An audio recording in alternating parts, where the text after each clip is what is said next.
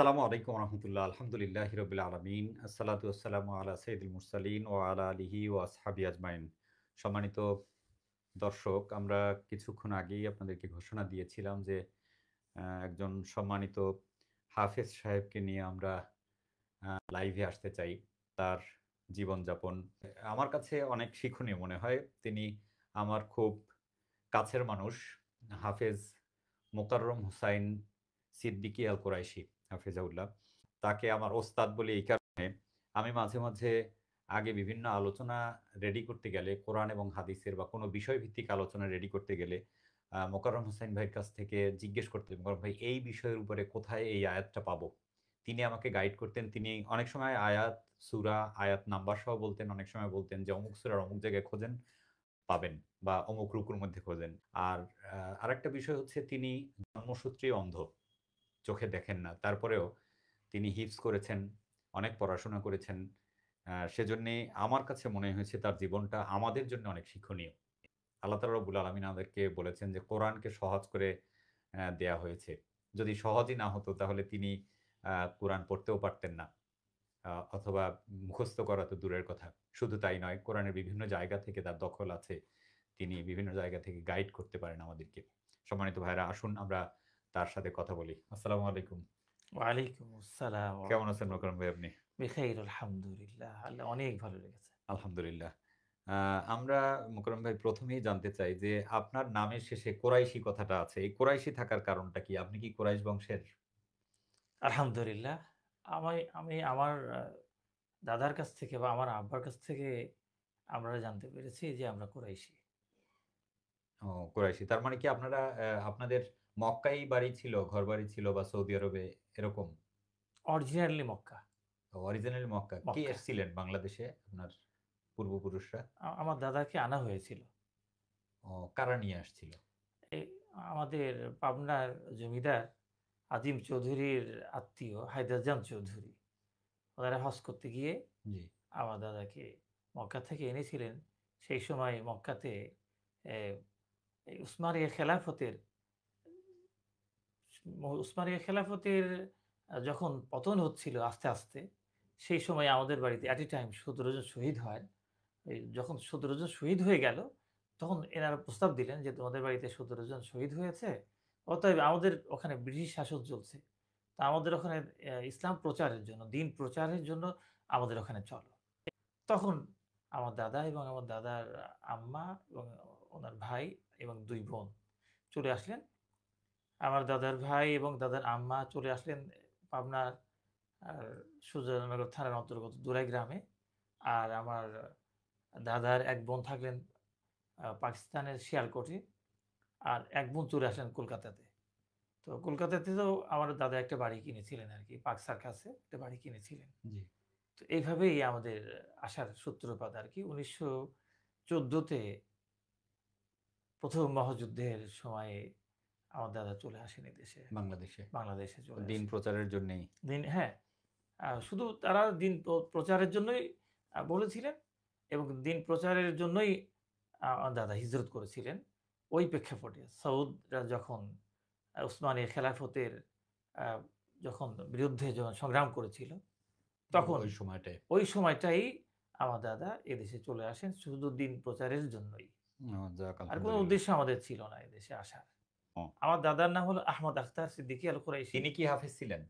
আপনার দাদা? না, না, দাদা হাফেজ ছিলেন না। দাদা ছিলেন উনি আলেম ছিলেন, আলেম দ্বীন ছিলেন।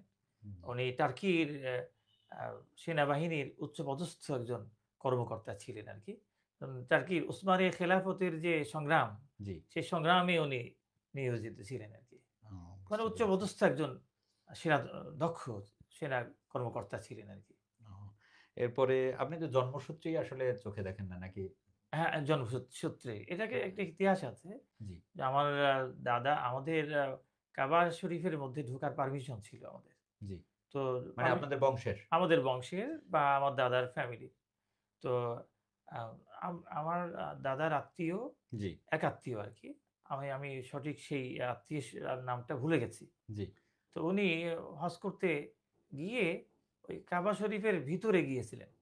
তো ওই সময় আমার দাদার আত্মীয় বলেছিলেন যে, "দেখো কাবা শরীফের উপর দিকে তাকাতে নেই। তো তুমি উপরের দিকে তাকাবে না। তো তখন উনি উপরের দিকে উনি বললেন, "এত কোরআন হাদিস পড়লাম, আমি তো এটা জানি না।" জি। তো উনি আবার উপরের দিকে তাকালেন। তাকানোর সাথে, সাথে উনি সেন্সলেস হয়ে একদম পড়ে গেলেন আরকি। তারপরে আল্লাহ ভালো করলেন। কিন্তু এই যে চোখের যে দৃষ্টিশক্তিটা এটা আল্লাহ কেড়ে দিলেন। এইটা আর উনি ফিরে পেলেন না আরকি। তো ও সেই সূত্র ধরে আমাদের জিনগতভাবে পর্যায়ক্রমে কেউ না কেউ আমাদের মধ্যে এরকম হচ্ছে আরকি। এরকম হচ্ছে এখন নাকি কমে গেছে। আমি ২০০১ এ যখন হজ করতে যাই, মক্কা শরীফে যখন যাই, আমি জি। কাবার গিলাফ ধরে আল্লাহর কাছে কান্নাকাটি করে বলে এসেছি যে, "আল্লাহ আমার আত্মীয়-স্বজন ভুল করেছে। আমি তো তোমার দরবারে ক্ষমা চাচ্ছি। তুমি আমাদেরকে ক্ষমা করে দাও।" ইদানিং নাকি শুনলাম যে আমার ফ্যামিলি থেকে বা আমার চাচাতো ভাইদের থেকে ওরা বলে যে ইদানিং আমাদের এই অবস্থাটা কম হচ্ছে আরকি। আলহামদুলিল্লাহ, আলহামদুলিল্লাহ। আল্লাহরই ইচ্ছা, আল্লাহ ভালো জানেন আরকি।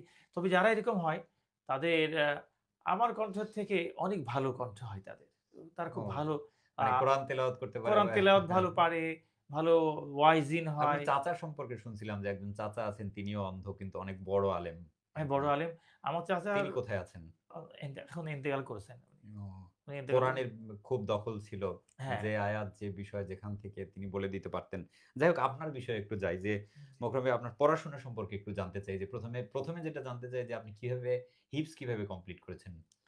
আমি তো শুনে। জি, আমি আমার বন্ধুদের কাছ থেকে অথবা আমার টিচার আ ওই টিচার আমাকে পড়াতেন, বলে দিতেন পড়া। আমি পড়তাম আরকি। উনি হয়তো ছোট আয়াত হলে ১ আয়াত করে বলে দিতেন। অথবা বড় আয়াত হলে ১ লাইন করে বলতেন। কত অথবা বছর লাগছিল আপনার হিপস কমপ্লিট করতে? ৩ বছর লেগেছিল। ও ৩ বছর। ৩ বছর তো বেশি সময় না তাহলে। কারণ আলহামদুলিল্লাহ। ৩ বছর আমি যদি আমি যেভাবে আরবি, ফার্সি, উর্দু এবং ইংলিশে জি, ব্রেইলি পদ্ধতিতে আমি পড়তে পারি কোরআন এখন। জি। আগে ১ম বুঝিনি আবার একটু বলেন। আরবি, ফার্সি আরবি, ফার্সি, উর্দু এবং ইংলিশ। আমি এই কয়েক ভাষায় জি, জি। ব্রেইলি পদ্ধতিতে আমি কোরআন পড়তে পারি বা এই ভাষাগুলি আমি পারি আরকি। আলহামদুলিল্লাহ। আমি যদি ১ম এই জানতাম বা আমার আব্বা যদি জানতেন জি, যে এই ব্রেইলি পদ্ধতিতে অন্ধদের জন্য পড়ার ব্যবস্থা আছে, তাহলে আমার ধারণা জি। আলহামদুলিল্লাহ আমার ধারণা এখনো, এখনো আল্লাহ আমাকে যে আ আল্লাহর প্রদত্ত যে ব্রেইন দান করেছেন, আমার মনে হয় ৬ মাস লাগতো না। তো যাক কিন্তু আলহামদুলিল্লাহ। শুনে পড়াটা তো খুব কঠিন। সবসময় তো আর আমার বলে দেওয়ার তারপরেও ৩ বছরের মধ্যে আপনি হিপস কমপ্লিট করেছেন শুনে। এটা আলহামদুলিল্লাহ। আলহামদুলিল্লাহ। অনেকে তো অনেক সময় লাগে। তারপরেও পারে না। আরেকটা বিষয় একটু মোকাররম ভাই জানতে চাই সেটা হচ্ছে আর কি পড়াশোনা আপনি করেছেন? আলহামদুলিল্লাহ ইলমে কেরাতের উপরে আমি কোর্স করেছিলাম। এমনি মানে ওই কারিয়ানা যেটা বলে কারিয়ানা যেটা বলে। বাংলাদেশের বুকে জি, ওই ইলমে কেরাত জি, ওইটা আমি পড়েছিলাম। যে ৭ কেরাত যেটা জি, বুখারী শরীফের মধ্যে আছে। জি। ৭ রকমভাবে কোরআন শরীফ পড়া যায়। ওই কোর্স আমি করেছিলাম। মানে ৭ টা ওই যে কোরআন শরীফ ৭ ভাবে পড়া যায় ৭ ভাবে এটা পড়া যায়, আমি পড়তে পারি।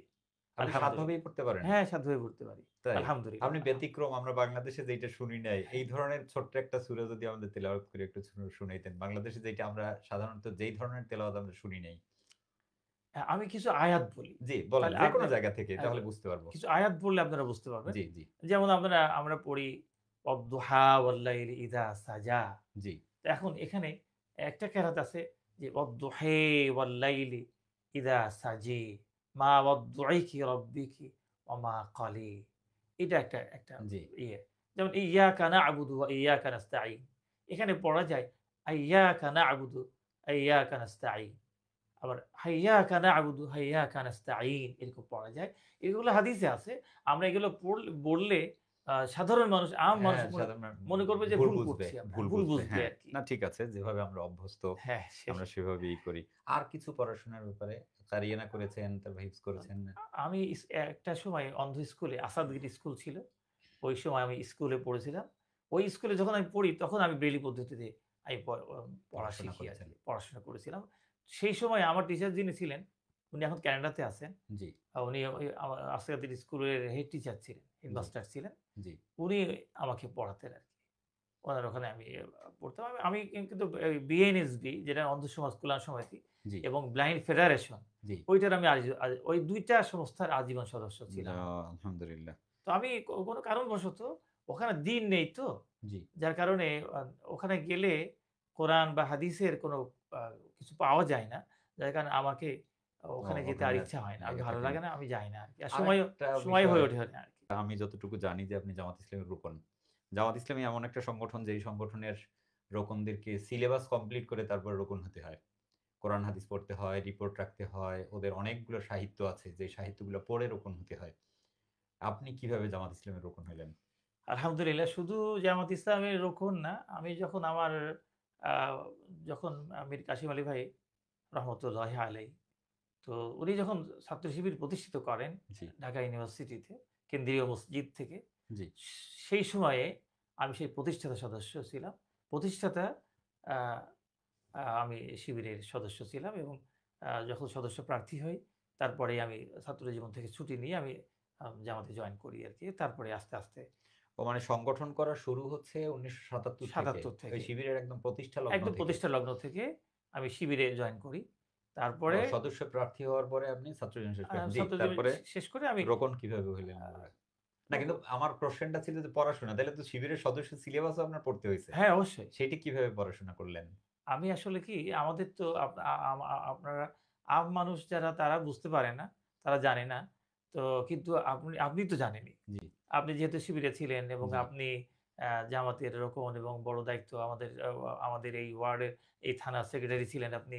আপনি তো এখন যে আপনার কি দায়িত্ব আমি জানি না। যাই হোক আ ওইদিকে না যাই যাই হোক। সেই তো আমরা আলহামদুলিল্লাহ। আপনি কিভাবে পড়াশোনা করছেন এটা জানার এ এই খুব এই ইচ্ছা আছে। সিলেবাস তো অবশ্যই কমপ্লিট হ্যাঁ, করতে হইছে সেটাই আপনাকে। আমি বলতে যাচ্ছি যে আপনি জানেন যে জি, আমাদের টার্গেট থাকে। জি, তো আমাদের টার্গেট থাকে যারা আপনার রোকন হয়, জি, রোকনদের টার্গেট থাকে তারা কর্মী টার্গেট নেয়, দাওয়াতি টার্গেট নেয় এবং তাদের রোকন টার্গেট থাকে। এরকম পর্যায়ক্রমে আমাদের টার্গেট থাকে তো। জি। তো এই টার্গেট যাদেরকে আমি করি, আমি ১ টা তাদেরকে মিনিট একটু ইন্টারফেয়ার করি। আমি আসলে দর্শকদের উদ্দেশ্যে বলতে চাই, যারা আসলে সংগঠনের সাথে নাই তারা ভুল বুঝতে পারেন। টার্গেট বলতে এখানে ধরেন মোকাররম ভাই যদি রোকন হন, তাহলে উনার আ রিপোর্ট বইয়ের মধ্যে অন্তত ৩ জন বা ৩ জনের নাম লেখা থাকে। উনি যেই কর্মীদেরকে জামাত ইসলামীর ৩ জন কর্মীকে উনি রোকন বানানোর জন্য চেষ্টা করবেন। এটা হলো টার্গেট ভিত্তিক যে দাওয়াতি কাজ করেন। আবার দাওয়াত দেওয়ার জন্য তার সাধারণ মানুষের মধ্যে থেকে যে এখনো জামাত ইসলামী করে না, এরকম ৫ জন লোক থাকে যাদের নাম লেখা থাকে, যাদেরকে তিনি জামাত ইসলামে আনার জন্য দাওয়াত দিতে থাকেন। টার্গেট ভিত্তিক দাওয়াতি কাজ। আবার কর্মী বানানোর জন্য এরকম থাকেন। সেই টার্গেটের কথা মোকাররম ভাই রাইট, বলতেছিলেন। জি, জি, রাইট, রাইট। জি, জি। তো এই টার্গেট যাদের থাকে ওদের মধ্যে থেকে ওনাদের মধ্যে থেকেই আমি আ আমি ডাকি কখনো সময় ডাকি। জি, বা কোনো সময় আমি বলি যে আমাকে এই বইটা পড়ে শোনান। জি, হয়তো আপনার এলমুর রেজাল একটা বই আছে। জি, আমি বলি যে এই বইটা থেকে আমাকে পড়ে শোনান। অথবা আপনার রাসায়েল মাসাইল যে জি। সৈয়দ আবুল আলা মওদুদী জি। রহমতুল্লাহ আলাইহির যে বই আছে। এরকম বহু বই আছে, অনেক বই আছে। তো এরকম বই আগে তো আমাদের ৭৩ টা মানে বই এই যে টার্গেট ভিত্তিক যারা ছিল তাদেরকে দিয়েই পড়াই আপনি শুনতেন। জি, জি, জি। আপনার আরেকটা জিনিস একটু জানি যেটা জামাত ইসলামের রোকন হওয়ার ক্ষেত্রে ২ টা সিলেবাস আছে। একটা হচ্ছে স্বল্প শিক্ষিত আরেকটা হচ্ছে উচ্চ শিক্ষিত। আপনি কোন সিলেবাস কমপ্লিট না, করছেন? আমি উচ্চ শিক্ষিত। আলহামদুলিল্লাহ। আলহামদুলিল্লাহ। আমার ইচ্ছা আছে যে বাংলাদেশে যতগুলি তাফসীর বাংলা হয়েছে সবগুলি পড়ার জন্য ইনশাআল্লাহ। এবং তারপরে পরবর্তীতে আল্লাহ যদি আমাকে সুযোগ দেয়, এখনো পড়াশোনা কার মাধ্যমে করেন তাহলে? এখনো আমি পড়াশোনা যখন যাকে যাকে কাছে পান পাই কাছে তাকে হ্যাঁ, বলেন। হ্যাঁ, এমনকি আমার মেয়েদেরকে আমি বলি, আমার মেয়েরা তো অগ্রসর কর্মী। ও ওরা সদস্য হওয়ার পথে। ওদেরকে আমি বলি যে আলহামদুলিল্লাহ, আলহামদুলিল্লাহ। আমার মনে পড়ে যে আমি আ সাবেক যে আমিরে জামাত জি, প্রফেসর গোলাম আজম সাহেব, উনার সাথে ফার্স্ট এ আমি দেখা করি জি, আপনার ১৯৮৭ তে। জি, উনার সাথে এই ১ম দেখা কিন্তু। উনার সাথে ১ম দেখা এই ৮৭ তে। জি, তখন উনি উনার বাড়িতে মগবাজারের বাড়িতে উনি ওই টিন সিট বাড়িতে বসে থাকতেন। আর উনার পাশে চারপাশে জি, বই আর বই থাকতো। আমি বসলাম, তো দেখা গেল যে আমার চারপাশে শুধু বইয়ের স্তূপ। তো উনার সাথে দেখা করলাম। দেখা করার পরে তো উনি তো আমাকে হাত ধরে বলছেন, "এই তুমি তো নবী বংশের মানুষ। তুমি তো কুরাইশী। আবু বকর রাদিয়াল্লাহু আনহুর বংশধর। তো তোমাকে দিতে আমার অনেক কাজ হবে।" তো আমি তখন বললাম যে, "আপনার দোয়া আল্লাহ কবুল করুক। আমাকে দিয়ে আপনার কাজ না, আমাকে দিয়ে যেন ইসলামের দিনের খিদমত যেন কাজ হয়। করা। জি, দ্বীনের কাজ যেন করান, কোরআনের কাজ যেন আল্লাহ করান।" তো উনি দোয়া করলেন, "হ্যাঁ, তোমাকে দিয়ে কোরআনের অনেক কাজ হবে।" তো তারপরে আপনার এই ওয়ার্ডে যখন আমি আ ইউনিট সভাপতি ছিলাম, তখন আমি আমার ইউনিট সারা মহানগরীর মধ্যে ঢাকা মহানগরী তখন অবিভক্ত মহানগরী। জি, যখন ভাগ হয়নি, উত্তর আর দক্ষিণ হয়নি, জি। তখন এই মহানগরীর মধ্যে আমার ইউনিট ফার্স্ট হয়েছিল। দাওয়াতি কাজে। আলহামদুলিল্লাহ। আলহামদুলিল্লাহ। তো আলহামদুলিল্লাহ। যাই হোক আমরা আরেকটা একটু একদম ব্যক্তিগত একটা প্রশ্নে আসি যে আপনি প্রফেশনাল লাইফ এ মানে এখন কি করতেছেন আপনি? আপনার তো অবশ্যই একটা পরিবার আছে, সন্তানাদি আছে। কিভাবে চলেন? আলহামদুলিল্লাহ, এটা আসলে মানুষের শিক্ষার জন্যে, বোঝানোর জন্য বলতেছি আরকি, জানতে চাই। আলহামদুলিল্লাহ আমাদের আমাদের আ নাজির আহমদ ভাই জি। মরহুম মগফুর নাজির আহমদ ভাই উনি আমাদের ইসলামী ব্যাংক ট্রেনিং অ্যান্ড রিসার্চ একাডেমির উনি চেয়ারম্যান ছিলেন। তো নাজির আহমেদ সাহেব ইসলামী ব্যাংকের যে পরবর্তীতে চেয়ারম্যান হয়েছিলেন উনি? হ্যাঁ, হ্যাঁ, জি, যিনি এক্স চেয়ারম্যান জি, জি, উনি এবং আমাদের আ রফিকুল ইসলাম ভাই উনি ডাইরেক্টর ট্রেনিং ছিলেন ইসলামী ব্যাংকের জি, ট্রেনিং সেন্টারের। আর আমাদের রাশিদা বেগম যিনি জি, আপনার এমপি ছিলেন, মহিলা এমপি ছিলেন। জি, টিএনটি স্কুলের হেডমিস্ট্রেস যিনি ছিলেন, জি, উনার ছেলে রফিক ভাই। তো উনারা মিলে আমাকে চাইলেন যে আমি প্রস্তাব দিলাম যে এখানে ইসলামী ব্যাংক ট্রেনিং অ্যান্ড রিসার্চ একাডেমিতে সব সাবজেক্ট আছে, সব প্রশিক্ষণ দেওয়া হয়। কিন্তু কোরআনের প্রশিক্ষণ এবং রিলিজিয়াস যে সাবজেক্টটা আছে, জি, এই সাবজেক্টের কোনো ট্রেনিং দেওয়া হয় না। তো আমি চাই যে ইসলামী ব্যাংক ট্রেনিং অ্যান্ড রিসার্চ একাডেমিতে রিজি রিলিজিয়াস সাবজেক্ট, ধর্মীয় সাবজেক্ট যেটা আছে, জি। কোরআনি সাবজেক্ট যেটা আছে এবং ইলম এ ইলম যেটা মাসাইল, নামাজের মাসাইল আছে, নামাজের যে নিয়ম একদম পদ্ধতি মৌলিক যে মাসলা এমন মাসাইল গুলা হ্যাঁ, আছে যেগুলো আরকি। হ্যাঁ, এর উপরে একটা সাবজেক্ট তৈরি করা হোক এবং এর উপরে একজন টিচার রাখা হোক। জি, তো আমি গিয়ে উনাকে নাজির আহমদ ভাইকে আমি আ এই প্রস্তাব দিলাম, জি, পরামর্শ দিলাম। তো পরামর্শ দেওয়ার পরে একটা টাইমে নাজির আহমদ ভাই আমাকে বিভিন্ন পদ্ধতিতে আমি চাকরি করব না। হুম। আমার ইচ্ছা ছিল যে আমি উড়ন্ত পাখির মতো শুধু ঘুরে বেড়াবো আর দেশে, দেশে ঘুরবো আর দাওয়াতি ইসলামের কাজ করবেন। দাওয়াতি কাজ করব আর প্রচার করে বেড়াবো। জি, আমি কোন চাকরি কোনদিন করব না। এই ইচ্ছা ছিল আমার। জি। তো নাজির আহমদ ভাই আমাকে বিভিন্ন কায়দা কৌশলে আমাকে ট্রেনিং সেন্টারে নিয়ে গেলেন আরকি। তো তারপরে আমার ফ্যামিলি আরেকদিন টিচার বানিয়ে দিলেন নাকি? টিচার একদিন একটা চিঠি পাঠালেন আমাকে। জি, তার মানে ওই চিঠিটা মানে অ্যাপয়েন্টমেন্ট লেটার। তো আমি বললাম তো আমি তো চাকরি করব না। তো আমার ফ্যামিলির সবাই বলল যে, "দেখো আল্লাহর রহমত তোমাকে এ এ অনেকে পরীক্ষা দিয়ে হয় না। আর তোমাকে তো অ্যাপয়েন্টমেন্ট লেটার পাঠিয়েছে। তো তুমি আ যেটা পেয়েছো এটা তুমি গ্রহণ করো।" আমার আব্বাও তাই বললেন, আম্মাও তাই বললেন। তো আমি আব্বা-আম্মার কথা ফেলতে পারলাম না। তখন আমি জয়েন করলাম আরকি। আলহামদুলিল্লাহ। ২০০৭ না আরো শুনলাম যে আমি যতটুকু জানি যে আপনি টিউশনি করেন অনলাইনে। বিশেষ করে সারা দুনিয়ায় বিভিন্ন স্টুডেন্টদের পড়ান। এই বিষয়ে হ্যাঁ, যদি একটু অস্ট্রেলিয়ায়, বলতেন। আমেরিকা এবং সৌদি আরব, এটা আ কি অনলাইনে পড়ান? কানাডা হ্যাঁ, অনলাইনে পড়াই জি। তাই ল্যাপটপের মাধ্যমে কইরা। ল্যাপটপের মাধ্যমে বা মোবাইলের মাধ্যমে, কম্পিউটারের মাধ্যমে যখন এখন কতজন স্টুডেন্ট আছে এরকম? আ তো হিসাব করতে হবে প্রায় তাই? ৩০ এর উপরে আছে। আলহামদুলিল্লাহ তাই? হ্যাঁ, এটা হ্যাঁ। কি গ্রুপ পড়ে না সব ইন্ডিভিজুয়াল? কখনো কোথাও গ্রুপ আবার কোথাও ওই একা। কুরআন পড়ান? আ কোরআন শুধু না অনেক অনেকেই আ কোরআন সহিহ হয়ে যাওয়ার পরে তাফসীর পড়ে। তখন আমি তাদেরকে ও তাফসীর সহ পড়াই। মাসলা মাসাইল মৌলিক হ্যাঁ, যে বিষয়গুলো আর আছে। আর হ্যাঁ, যাই হোক আপনি না আলহামদুলিল্লাহ এর মাধ্যমে ভালোই জানলাম, ভালোই আছেন আলহামদুলিল্লাহ। এরপর আপনার আলহামদুলিল্লাহ। সন্তান সম্পর্কে জানতে চাই। কতজন? আমার ২ ছেলে ২ মেয়ে। ২ মানে ওরা আর কে কি করে যদি বলতেন আমার বড় যেমন? বড় ছেলে এখন ওই ওর বন্ধুর একটু ব্যবসা জি, দেখাশোনা করে আরকি। জি। ও অনার্স প্রায় অনার্স কমপ্লিট। মানে ইসলামী ইতিহাস ও সংস্কৃতি। ও ইতিহাস হ্যাঁ, হ্যাঁ, হিস্ট্রি ও কালচার। জি। ও আর এর উপরে অনার্স। এর পরের জন? আর পরেরটা তো মেয়ে। না, না, পরেরটা ছেলে, ছোট ও ছেলে। বড় ছেলের জি। নাম হলো তৌফিকুল ইসলাম তহা। তো এরপর তালহা। আর তালহা জুবাইর সিদ্দিকী আল জি। কুরাইশি। ও সফটওয়্যার ইঞ্জিনিয়ার। ও এখন আছে আপনার টিকে গ্রুপের একটা ওই আইটি ফার্ম আছে। জ্যানওয়েভ 2 ও ইস এ এ এ ইয়ে আইটি কোথায় ফার্ম। পড়তো? ও ইস্ট ওয়েস্টে পড়তো। ইস্ট ইস্ট ওয়েস্টে ওয়েস্ট পড়তো না? থেকে ওই স্কলারশিপ নিয়ে ওকে ইস্ট ওয়েস্ট ওকে পে করতো। ও পড়াশোনাও করতো। আর তারপর পার সেমিস্টার ৳১৭,৫০০ করে ওকে দেওয়া হতো। আলহামদুলিল্লাহ। তালহা জুবাইর সিদ্দিকী আল কুরাইশিকে দেওয়া হতো। এরপরে তো মেয়ে। মেয়েটা কোথায় কি করতেছে এখন? আমার বড় মেয়ে আইইউবিতে ও ১০ সেমিস্টার ওর চলছে আরকি। ১০ সেমিস্টার চলছে। আলহামদুলিল্লাহ। যাক আলহামদুলিল্লাহ। এরপরে ছোটজন? ছোট মেয়ে ইন্টারন্যাশনাল বিজনেসে পড়ে, বিবিএ পড়ে আরকি। ও আলহামদুলিল্লাহ, ও ৪ সেমিস্টার এখন চলছে ওর। আলহামদুলিল্লাহ। মোকরম ভাই যদি আ আপনার এই যে যেভাবে পড়াশোনা করলেন বা কোরআন হাদিস সম্পর্কে যে দখল, বাংলাদেশের মানুষের বিশেষ করে শুধুমাত্র বাংলাদেশ না সারা পৃথিবীব্যাপী আজকে আমার কাছে যেটা মনে হয় সেটা হচ্ছে আমাদের কোরআন এবং হাদিসের পড়াশোনা বা ইসলাম সম্পর্কে পড়াশোনা খুবই কম। খুবই কম গোটা পৃথিবীব্যাপী। এটা আমার স্টাডি, আমার যদি ভুল না হয়। এই বিষয়ে আপনার কোনো পরামর্শ আছে কিনা মুসলিম ভাইদের জন্যে? আমি তো আপনার মতোই চিন্তা করি এবং শুধু চিন্তা করি না, আমার মনটা তো কাঁদে শুধু। যে চারপাশের মানুষগুলি কি পড়ে? তাদের তো নামাজ হয় না।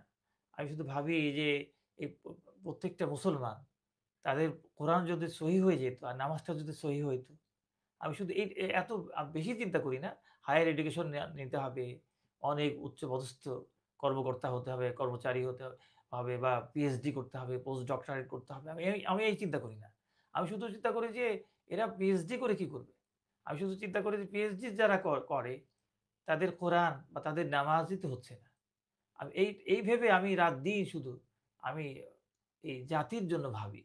আর জাতির জন্য ভাবি আর চিন্তা না, করি। পড়াশোনা কিভাবে করতে পারে? মানুষকে কি নসিহত দিতে চান আপনি যে পড়াশোনা করা উচিত বা না, পড়াশোনা করা উচিত মানে কি? আমি ওইটাই বলতে চাচ্ছি যে জি, আগে তাদেরকে এই জাতিকে, এই বৃহত্তর সারা ওয়ার্ল্ডের সমস্ত মানুষদেরকে, যারা মুসলমান আমরা, হিন্দু, খ্রিস্টান, বৌদ্ধ তাদের কথা তো অন্য। তাদের আমরা দাওয়াতি কাজ করে তাদের মুসলমান বানাতে পারলে আমরা মুসলমান বানাবো।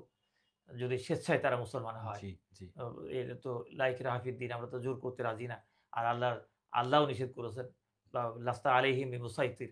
আল্লাহ বলেছেন আল্লাহ রসুলকে যে, "আমি তোমাদেরকে হাবিলদার করে বা দারোগা করে পাঠাইনি।" আমরা তো সেইভাবে না। আমরা দাওয়াতি কাজ করে তারা তারা যদি মুসলমান হয় তা আমরা মুসলমান। কিন্তু মুসলমান ঘরের সন্তান যারা, আমরা মুসলমান যারা, আমরা তো নামাজ মাসাইল তো দূরেই থাক। আমরা তো নামাজের যে কেরাতগুলি সহি করে পড়বো, আপনার আত্তাহিয়াতু, দুরূদ শরীফ, দোয়ায়ে মাসুরা, নামাজের যে মৌলিক যেগুলি ফরজ বা ওয়াজিব, সুন্নতে মুআক্কাদা পর্যন্ত আমি বলতে চাই। আর নফল ওগুলো তো বাদই আছে। ওগুলা সুন্নত বা ওগুলা আমি বলছি না। আমি বলছি যেটা ফরজ, ওয়াজিব এবং সুন্নতে মুআক্কাদা জি। পর্যন্ত। সেইজন্য আমি আমি উদ্বিগ্ন এবং আমি মর্মাহত, আমি খুব চিন্তিত। আমি এই জাতির কিভাবে এই জাতি নাজাত পাবে, জান্নাত আমরা পাবে। অন্তত পরামর্শ দিতে পারি যে আমাদের পড়াশোনা করা উচিত। অবশ্যই এবং এখন তো আমি যেটা বলি সাধারণত করম ভাই সেটা হচ্ছে আমাদের এখন অবারিত সুযোগ। হ্যাঁ, বাংলাদেশের মানুষের। যেমন আপনার ইচ্ছা হয় যে একটা তাফসির আমার পছন্দ হয় না। আমি ২য় আরেকটা পাই, ৩য় আরেকটা পাই, ৪র্থ আরেকটা পাই। বাংলায় বহু বই পুস্তক আছে এখন। হ্যাঁ, হ্যাঁ, ইচ্ছা করলে পড়াশোনা করা যায়। হ্যাঁ। অনলাইনেও আপনি আমরা তো কিন্তু অনেক অথেন্টিক উচ্চাঙ্গিক পড়াশোনার কথা বলছেন। জি। আর ওই না সেটা সবকিছু না। শুধুমাত্র উচ্চাঙ্গিক না। আপনি এই যে একদম মাসলা মাসাইল ক্ষেত্র থেকে উচ্চ পর্যায় পর্যন্ত সব ক্ষেত্রেই পড়াশোনা করতে পারে সবাই। হ্যাঁ, সে কথা সুযোগ এখন অবশ্যই আছে সেটা এখন। নিষেধ নেই। হ্যাঁ, আমি সেটা তো অবশ্যই আমরা পড়াশোনা করব। তা আমি বলতে চাচ্ছি যে ১ম আগে মানুষ হই আমরা। জি, জি। আপনার নামাজই হচ্ছে না, তার মানুষ কি করে হলাম? মুস সেটাই। আপ আপনি মুসলিম কিভাবে হলাম মুসল আমরা? মুসলমানই তো হতে পারিনি আমি। যেহেতু আমি নামাজ পারি না। আমি আপনি চিন্তা করেন যে আ আপনি জ্ঞানী মানুষ, পড়াশোনা করেছেন। আপনি ভালো নামাজ পড়েন। কিন্তু একজন মানুষকে দেখেন, সাধারণ মানুষকে দেখেন আপনি, তারা মুসলমান কি জিনিস তাই জানে না।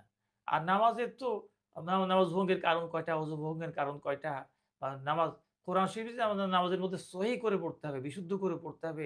সেই সহি পড়াটাই তো আমরা জানি না। এই বিষয়ে আমাদেরই নেই। এই বিষয়ে আমাদের খুবই দরকার। আর আপনি যে বলছেন তাফসীরের কথা, এটা তো অবশ্যই। আমিও এই না কথাই বলব। তাফসীর, বই, পুস্তক, হ্যাঁ, মাসলা হ্যাঁ। মাসাইল সবকিছুই বিভিন্ন রকম সবকিছুই। পাওয়া যায় এখন এবং অনলাইনেও পাওয়া যায়। আমাদের পড়াশোনা করা উচিত। হ্যাঁ, হ্যাঁ। পড়াশোনা না করলে আমাদের অ্যা এ মানে কি বলবো? আমাদের এটা জ্ঞানীদের ঈমানও জন্য। জোরালো হবে না। মানে এইটা আপনি যে বলছেন যে জি, তাফসীর বা বিভিন্ন বই পুস্তক যারা আমরা পড়বো, যারা জ্ঞানী তারা পড়বেন এটা। কিন্তু এই যারা জ্ঞানী না, কম শিক্ষিত মানুষ, তাদের মিনিমাম কোরআন সহি হ্যাঁ, করে তেলাওয়াত করা, তারপরে আপনার মাসলা মাসাইল গুলা মৌলিক যেগুলা যাতে সলাত নষ্ট হয়ে যেতে পারে, সিয়াম নষ্ট হয়ে যেতে পারে, এইসব বিষয়গুলা জানা তো অবশ্যই জরুরি। হ্যাঁ, হ্যাঁ। না হলে তো আমরা মুসলিম আমি হিসেবে কিভাবে থাকবো? এইজন্য আমি ব্যাংকারদেরকে যখন আমি ক্লাস নিই, জি, আমি প্রত্যেকটা ব্যাংকারকে বলি যে কিছু না পারেন, আপনারা কমপক্ষে একটা মক্তব তৈরি করেন। একটা নুরানি ট্রেনিং সেন্টার তৈরি করেন। আমি বলি যে আল্লাহ আপনাদেরকে তো বেশ একটা পর্যায়ে নিয়ে গেছেন। উত্তর আপনাদের উন্নতি হবে, অগ্রগতি হবে, প্রমোশন পাবেন। ৩ বছর বা ২ বছর বা ৩ বছর পরে আপনারা প্রমোশন পাবেন। প্রমোশন পেলেই আপনাদের বেতন বেড়ে যাবে। আমি বলি যে সাথে আপনারা কমপক্ষে আপনাদের পকেটের টাকা দিয়ে একটা মক্তব তৈরি করেন। জি। মানুষকে শুধু নামাজের নামাজের নিয়ম পদ্ধতি শিখাক, কোরআন শিখাক। তারপরে আপনি যদি ইউনিভার্সিটি তৈরি করতে পারেন, আপনি করেন। এটা পরের বিষয়। জি, জি। পরের বিষয়। যাই হোক সম্মানিত দর্শক ও শ্রোতা, আমি বহুদিন পর্যন্ত এই মোকাররম ভাইকে ক্যামেরার সামনে বা লাইভে আনতে চেয়েছিলাম এ কারণে যে আমি একদম মোকাররম ভাইয়ের সামনেই বলি যে তিনি চোখে দেখতে পারেন না জন্ম থেকেই। তিনি যদি আমি অনেক জায়গায় এই উদাহরণ দেই। তিনি যদি কোরআন হিফজ করতে পারেন, তিনি যদি কোরআনের একাধিক অনেকগুলো তাফসির পড়তে পারেন, তিনি যদি আ ইসলাম সম্পর্কে উচ্চ শিক্ষায় শিক্ষিত হতে পারেন, তো তিনি গবেষণা ভিত্তিক পড়াশোনা করেন আমি যতটুকু জানি। যেমন আমি ১ম এই আপনাদেরকে বলতেছিলাম যে, কোন বিষয় যদি আমি জানতে চাইতাম, খুঁজতাম যে এই বিষয়টা কোথাও পাচ্ছি না, সেটা মোকাররম ভাইকে জিজ্ঞেস করতাম যে এই বিষয়টার উপরে কোরআনুল কারিমে কোন জায়গায় আয়াত আছে। তিনি আমাকে গাইড করতেন। এটা হচ্ছে অনেক বড় বিষয়। তিনি যদি এইটা পারেন তাহলে আমরা কেন পারব না? আজকের দিনে এসে দেখেন আমাদের মধ্যে যত বিভেদ, ইসলামপন্থীদের মধ্যে যত বিভেদ, যত দলাদলি সবকিছু কিন্তু পড়াশোনা কম জানা অথবা সঠিক পড়াশোনা না জানার কারণে আমাদের এই অবস্থাটা হয়েছে। আলেমদের প্রতিও পরামর্শ থাকবে এবং আমরা সাধারণ মানুষ যারা আছি, মোকাররম ভাই যেটা বলেছেন সেই জায়গায় আমাদের নক করা উচিত। সেটা হচ্ছে আমরা মুসলিম হিসাবে আ জীবনযাপন করছি। আমি গত পরশুদিন একটা আলোচনায়ও বলেছিলাম যে আল্লাহ তাআলা রব্বুল আলামিন আমাদেরকে বলেছেন, "তোমরা মুসলমান না হয়ে কবরে যেও না।" সূরা আল ইমরানের ১০২ নম্বর আয়াতে। তাহলে মুসলমান হয়ে যদি কবরে যেতে হয়, আমাদের সলাতই যদি না হয়, আমাদের সিয়াম যদি নষ্ট হয়ে যায়, আমাদের ঈমানের ক্ষেত্রে যদি ঘাটতি থাকে, তাহলে কিভাবে আমরা মুসলিম হিসেবে মৃত্যুবরণ করব? সম্মানিত ভাইরা, মোকাররম ভাইয়ের এই আলোচনা থেকে আশা করছি আমরা শিক্ষা গ্রহণ করব এবং পড়াশোনার দিকে অগ্রসর হব। মোকাররম ভাইকে অসংখ্য ধন্যবাদ। আল্লাহ তাআলা রব্বুল আলামিন তাকে হায়াতে তৈয়বা দান করুন, সুস্থ আমিন, জীবনযাপন করার তৌফিক দান করুন। আমিন। আমিন। আসসালামু আলাইকুম ওয়া রাহমাতুল্লাহি ওয়া বারাকাতুহু।